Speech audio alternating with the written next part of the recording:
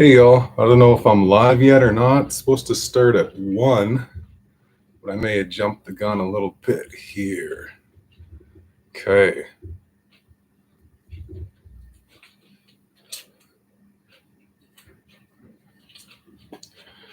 Oh, we got somebody watching already. All right. Anyway, this is going to be recorded and go up later. We're going to talk for about 10 minutes about Superman and comic books. Superman movie just came out a week ago, so it seemed relevant. I've been a huge comic book fan my whole life, basically, but I never really talk about it. I've never really made any videos about it, so here we go. I've been wanting to for a while. Start off with these. They're declaring this, DC Comics is declaring this the Summer of Superman. So we got, you see the title across the top there, Summer of Superman. These are just some random books I picked up coinciding with the release of the film. Batman, Superman, World's Finest. That was Action Comics and Absolute Superman. We got a Crypto comic book, which is actually pretty cool. Even comes with a warning at the start because there's some animal abuse from Lex Luthor towards the dog. Supergirl, Superman, the main series. I got some Superman Unlimited. All these just came out kind of go along with the movie release. We got this one I just thought was cool. This came out a couple months ago, but Superman Foil, Superman Unlimited, #1. We got this monster going here. Superman Treasury 2025. Scott Koblish variant cover. See all Superman and his friends on the front. And we got a bunch of the villains and stuff on the back. Pretty cool. Superman, a little bit of history. Started in 1938. Started the superhero genre. One of the co-creators, Joe Shuster, is actually born in Canada. A little Canadian connection there. It's been basically published consistently for almost 90 years now. The only planned hiatus that ever happened was in 1992 when they killed Superman. Superman number 75, November 18th, 1992. The death of Superman. This was at the height of comic books. Like the biggest selling comic books in all the history all happened around this time. DC saw what Marvel was doing with their Spider-Man #1 and X-Men #1 selling millions of copies and breaking all records, and they wanted in on it, so they decided, let's kill off Superman. Now they told everybody that he was going to die forever. Like they made it seem like this was the end, and this was before it became a common trope in comic books that the heroes never really die. They always come back, and sure enough, Superman came back 9 months later, and all those books became worthless. We'll get into the story of it because I want to show you some of my Death of Superman collection here. This is one that I bought the day it came out, November 18th, 1992. It's still sealed in the bag, never been opened, but of course I bought a second copy that I could open. And came with like this little armband and fake newspaper and stuff. That was the bagged edition. This was the regular edition, the direct market one, unbagged. There's a newsstand of that same unbagged edition.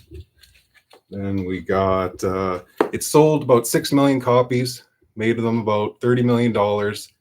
This was the first comic book that was promoted in all the mainstream news stations and outlets, and the hype around this was absolutely insane. So much so it went into a second print. There's a direct edition of the second print. It went into a third print.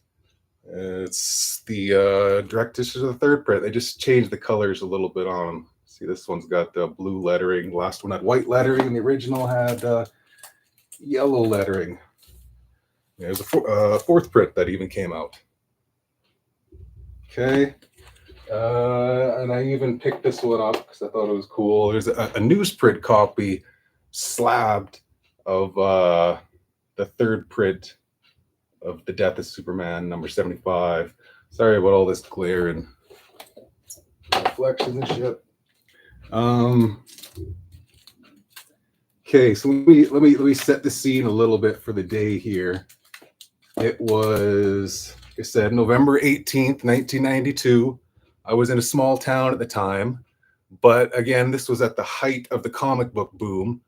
And so even this little small town, less than 10,000 people, had no less than 5 comic book stores, as well as comic books available in every gas station, drugstore, grocery store, department store, everywhere. Comic books were everywhere.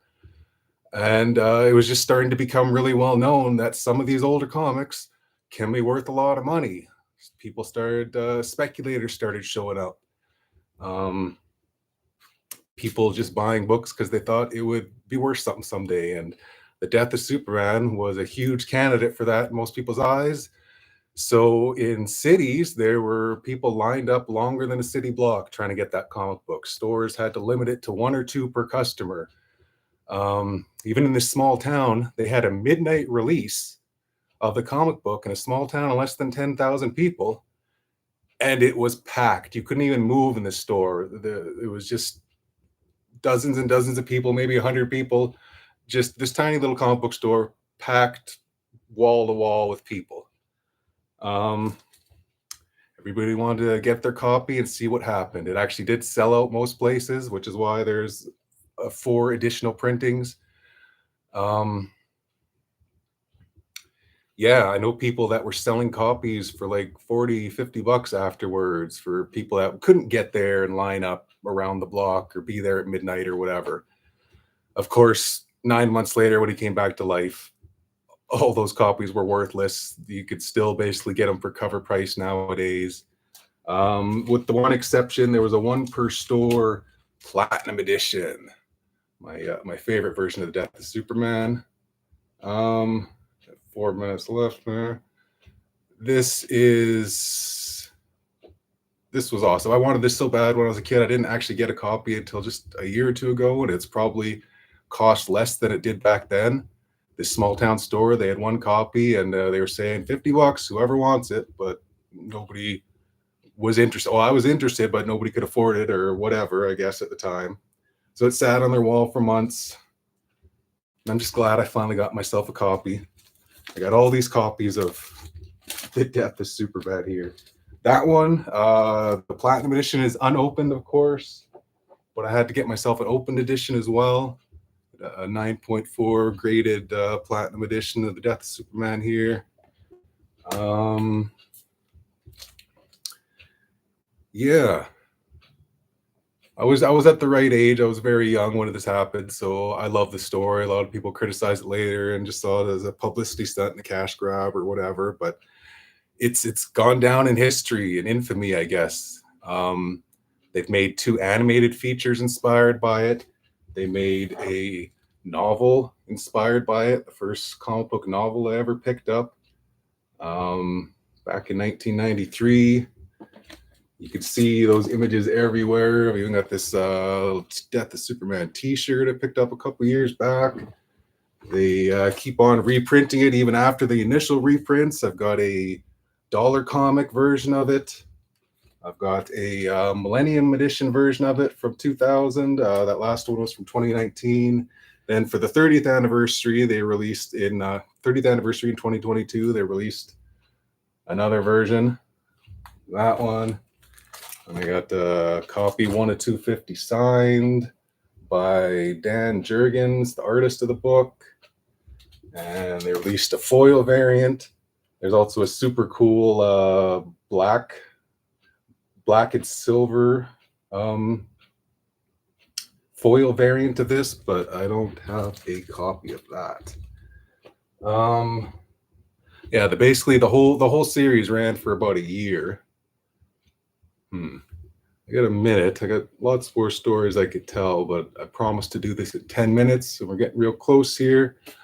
What can I say quickly? Let's just I'll rip through a bunch of these uh, issues that were all part of the series. He was killed off by this guy Doomsday here. These are signed by Tom Grummet. There's the did a funeral for a friend series afterwards. They originally planned to bring him back in this Adventures of Superman number 500, but they started getting worried about the reaction, bringing him back too soon, and it being such a big seller and all. So instead, they killed off his dad in that issue and brought him back. Brought Superman back a few months later. I wanted to say a lot more. I could say a lot more. I've got a lot more books here to show you, but that's about 10 minutes there. This is just my first ever live stream, just kind of a test. I've been wanting to, like I said, talk about comic books for a long time. So this is just a little start, and let me know what you think, because there's a lot more of these from my collection I'd like to talk about. But thanks for tuning in, and thanks for watching this later if you're watching this later. And hopefully I'll get to do a lot more of these. So thanks. Peace.